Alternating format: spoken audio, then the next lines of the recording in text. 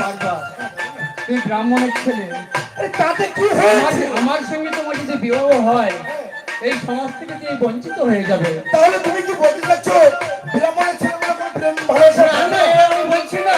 দেখো তোমার মতো যেমন একটা মন আছে, আমারও একটি মন আছে, কিন্তু আমারও ইচ্ছা হয় একটা সংসার করি, একটা ঘর করি।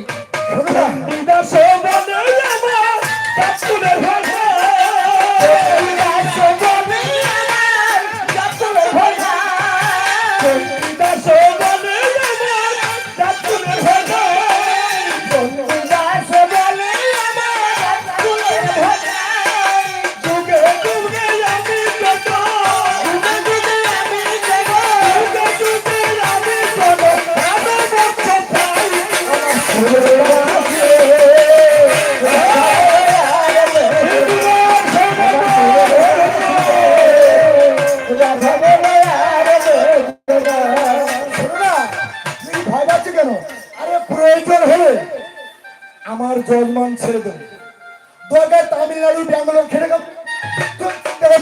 কি হয়েছে? শোনো, যত সহজ ভাবে তুমি বলছো না, এত সহজ নয়, এত সহজ নয়। একটা সংসার, একটা মানুষের ভবিষ্যৎ, তার সমস্ত লাইফের ব্যাপার থাকে।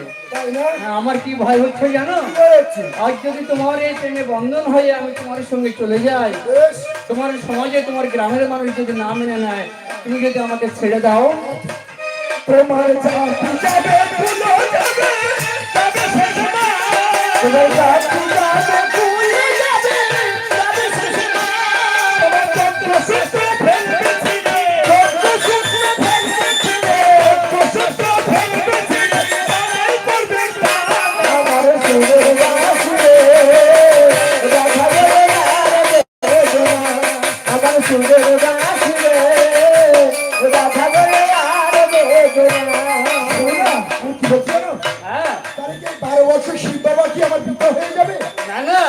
আমি তা বলছি না।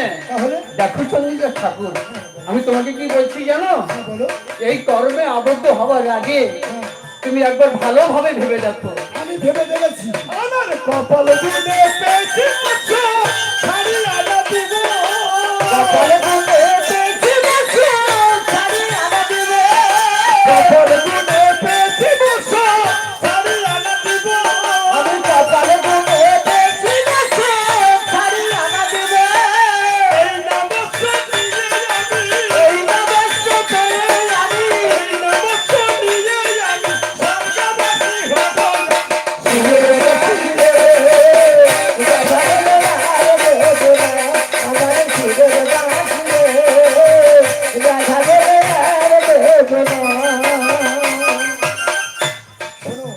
হ্যাঁ, আমাকে একটু বোঝার চেষ্টা করে।